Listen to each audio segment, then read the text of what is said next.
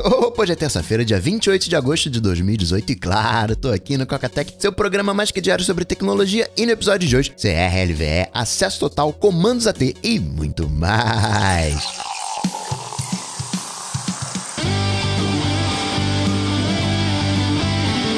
Dicas, produtividade, tecnologia, opinião, comportamento, tendência, notícias. Cocatec. Cocatec, a sua dose diária de tecnologia.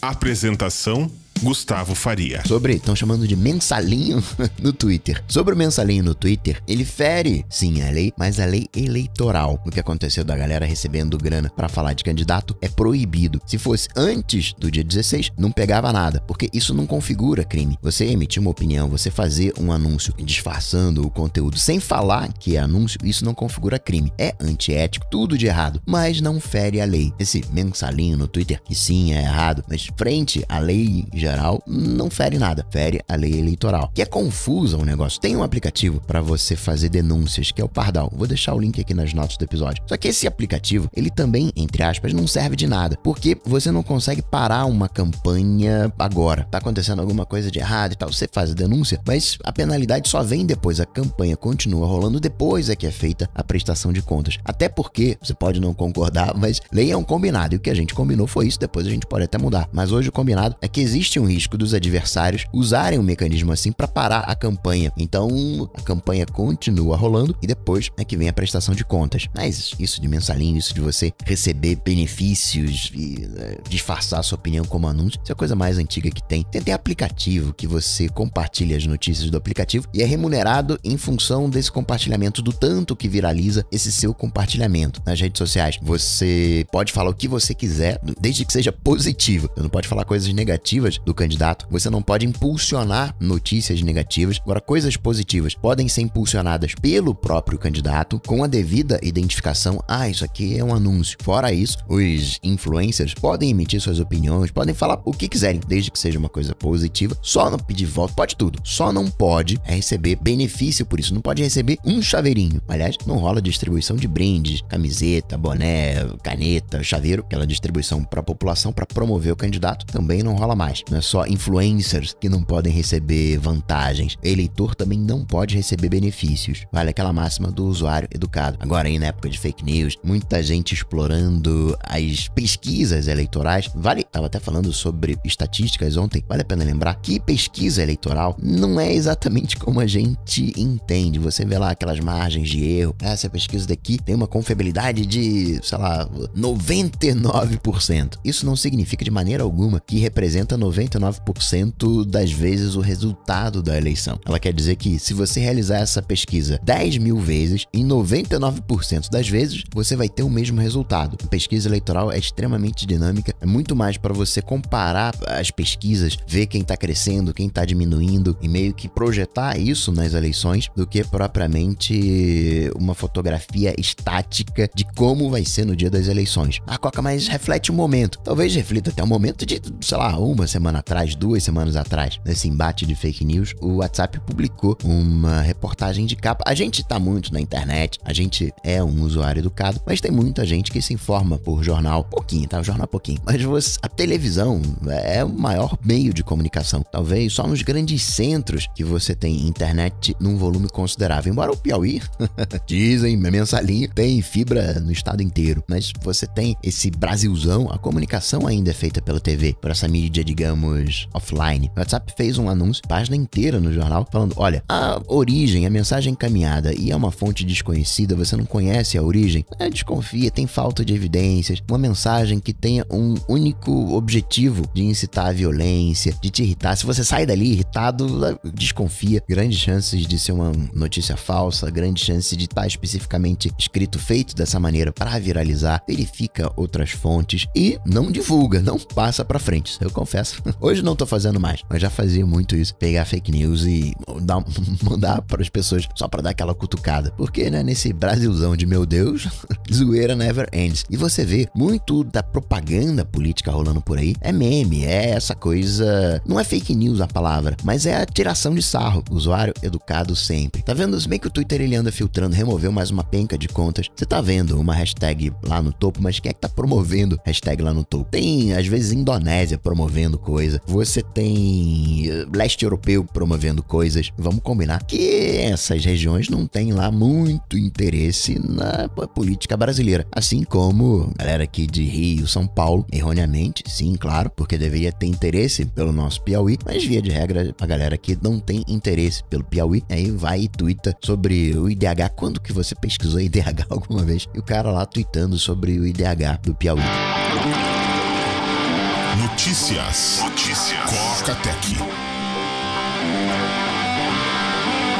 E já tem loja brasileira vendendo o iPad 2019, hein? É um marketplace, na verdade. Se fosse vendido pela própria loja, a gente poderia dizer, não, isso aqui é marketing, tá querendo fazer um burburinho, mas não, é vendido por terceiros, então é mera má fé. É um iPad sem Touch ID, um dos conceitos do próximo iPad, Face ID, sem Touch ID, mas aí você compra e leva um iPad, entre aspas, velho. Você não leva aquilo que tá na foto. E essa venda já tá na loja faz tempo. A última forma, mantém a apresentação dos novos iPhones no dia 12 de setembro, cai numa quarta-feira, não poderia ser na terça, né, 11 de setembro, 2 dias depois, na sexta, inicia a pré-venda, aí no início da semana seguinte, até quarta-feira, a liberação oficial final do iOS 12, e na outra sexta, dia 21, seria a chegada dos iPhones oficialmente. Também na última forma, os iPhones não seriam compatíveis com o Apple Pencil, para minha tristeza. O iPhone de 6.1 polegadas LCD ficaria um pouquinho mais para depois, não estaria disponível nesse primeiro momento, no dia 21 de setembro. A gente só teria no dia 21 o 5.8 OLED e o 6.5 OLED. O 5.8 sairia ali na faixa de uns 800, 900 dólares e o Plus viria com o preço do atual 10 de 900, $1.000. E teríamos a opção de 512 GB de armazenamento, padrão de computador. Para 2018 se fala adeus Touch ID, não teria mais aparelhos com Touch ID e combina, a Apple ela é mestre em abandonar, entre aspas, tecnologias ultrapassadas. E deixa só pintar a segunda versão do Face ID, um Face ID mais elaborado, e que a Apple já vai abrir mão do Touch ID. A digital foi a primeira coisa pessoal, agora tá no rosto, tem que colocar também a voz, reconhecimento de voz, saber quem é o dono, para que a Siri só atenda os comandos do dono. Usar a senha é algo extremamente ultrapassado. Teve mais uma leva de betas, o 9º beta, iOS, macOS e tvOS. O WatchOS ainda não pintou, a gente tá em vias, tá? Que 20 dias, não menos,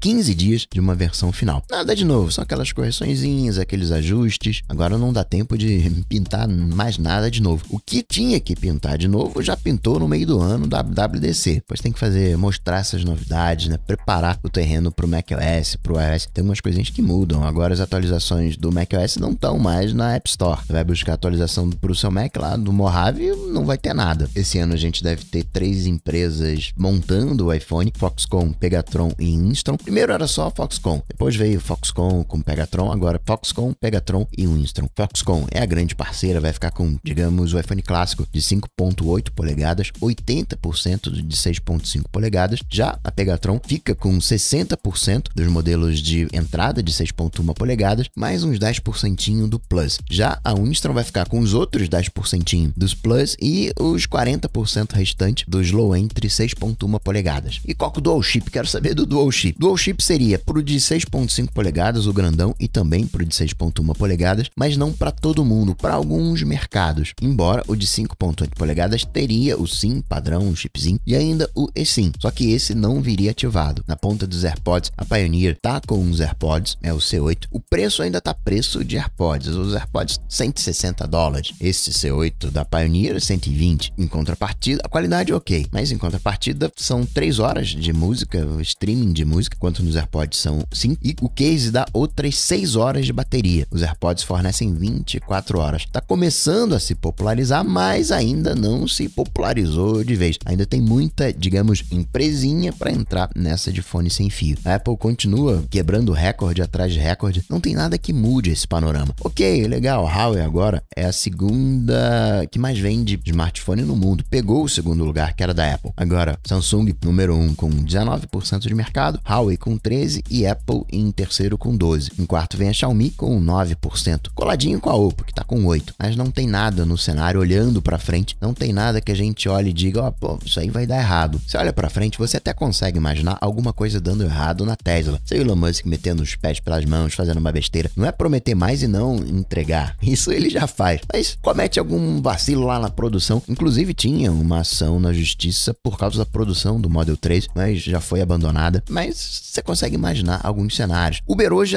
eu não consigo imaginar algo dando errado no Uber. Inclusive eles estão querendo entrar também nesse esquema de bicicleta, de patinete, entrar naquele esqueminha da última milha, embora seja contra, se você imaginar no primeiro momento, na questão dos carros, mas está afim com a questão de mobilidade. Uber não tá nem aí para carro. Uber é logística, é mobilidade, é carro autônomo, é tudo isso menos motorista. Se fosse a coisa de 2 anos atrás, a questão da violência, o sexismo, podia dar algo ruim. Não que o mercado ele esteja resolvido, não tá.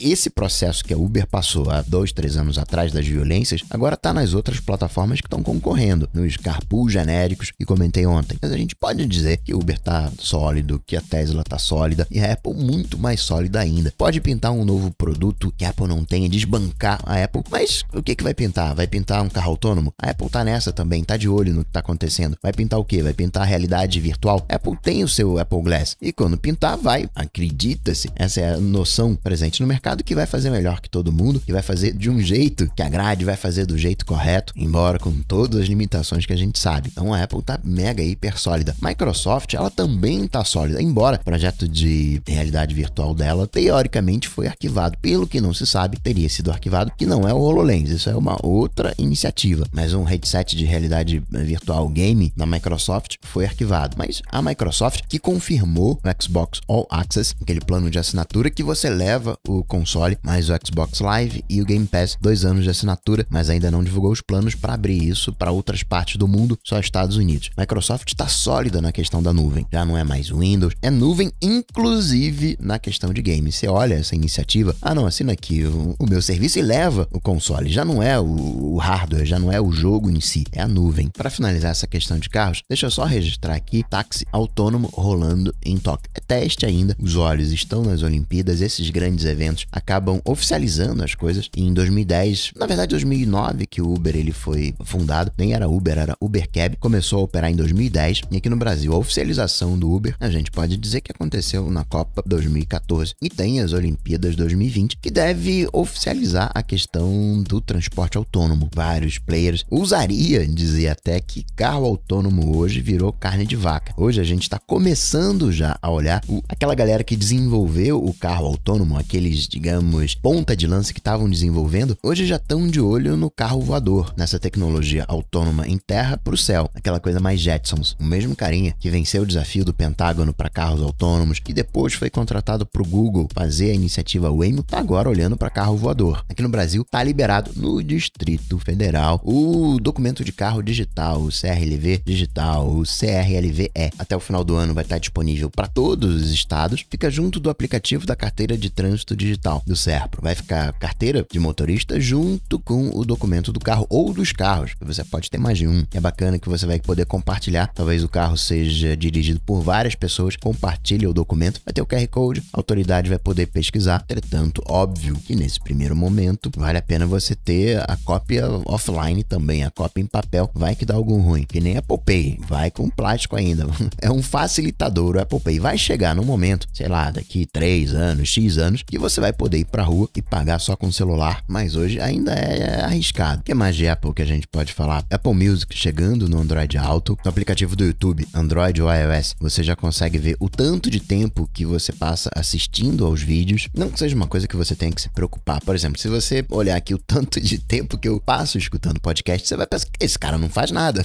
Eu mais vivo do que escuto podcast. Levando em consideração que eu ouço em 3x, qualquer jornada de trabalho de 8 horas vai ouvir 24 horas, o equivalente a podcast. Então são números absurdos. No caso do YouTube, se você usa o YouTube como podcast para, digamos, embalar a sua vida, ok, tranquilo. Agora, se você fica olhando pra tela, fica, né, é tempo de tela, esse tempo de vídeo assistido, aí, né, cadê a produtividade? O que vai aumentar também no YouTube é o número de anúncios que você não vai conseguir pular. Isso é uma escolha, o canal tem que optar por esse formato. E Coca, a quantas anda o IGTV? Pois é, o IGTV não colou, ou não tá colando, tem coisa de 2 meses. O Instagram diz que é assim mesmo, que é um novo formato que tá começando, e talvez seja por aí. Não é nenhuma questão de vídeo vertical, porque o que a gente mais tem no Facebook são vídeos verticais que funcionam bem. A questão é ser mais um outro lugar para você ver vídeo. Os vídeos mais produzidos tem uma câmerazinha específica, formato horizontal, fazendo água, o IGTV. Mais que a gente pode falar de Google. Uma iniciativa legal de empregos para veteranos, para ajudar militares, isso nos Estados Unidos, a encontrar emprego civil. A LG lançou o seu primeiro aparelho com Android One, o LG G7 One. Não confunda Android One com Android Go. Android Go é low-end, Android One é Android de puro. Esse G7 não é topzão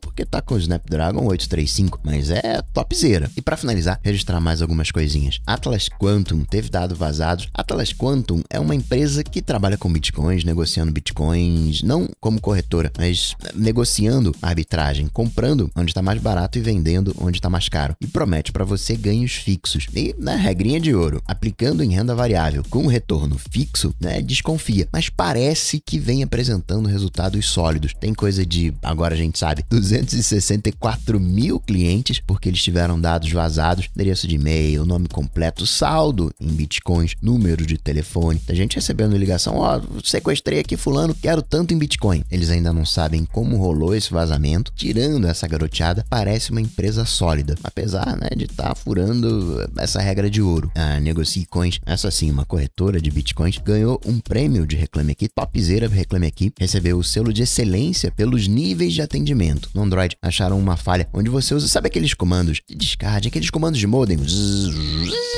Então, usaram esses comandos para reescrever o firmware do Android, bypassar os mecanismos de segurança. Também temos uma falha no Windows, falha Zero Day, foi jogada no Twitter. Um processo qualquer pode ter acesso de administrador através do agendador de tarefas. Fica futucando ali o agendador de tarefas, buga e você consegue o acesso privilegiado. Não tem muito o que fazer, não foi pelos canais oficiais. O carinha que divulgou colocou no Twitter e, enfim, esperar agora a solução. E por último, registrar que nós estamos reclamando menos dos serviços de telefonia, provedor de internet, TV por assinatura, reduziu o número de queixas. As más línguas dizem que é porque você não consegue mais registrar queixa na Anatel, o sistema da Anatel está falhando miseravelmente. Entretanto, a redução não é proporcional, não reduziu o mesmo número para todos os canais. Telefonia móvel reduziu coisa de 14%, banda larga fixa 7%, já a TV por assinatura reduziu 21%. Por um outro lado também, quem é que hoje está assinando TV? A galera tá parando de assinar, vai saber. E assim, esperando pelo mensalinho do podcast, porque sim, tem muita gente de podcast envolvida com política. Eu vou ficando por aqui, mas eu volto, claro, você sabe, amanhã, quarta-feira. Abraço pra vocês, até amanhã. Tchau, tchau.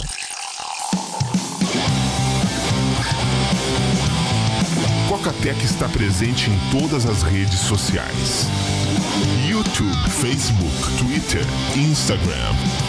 Acesse cocatec.com.br. Assine o podcast.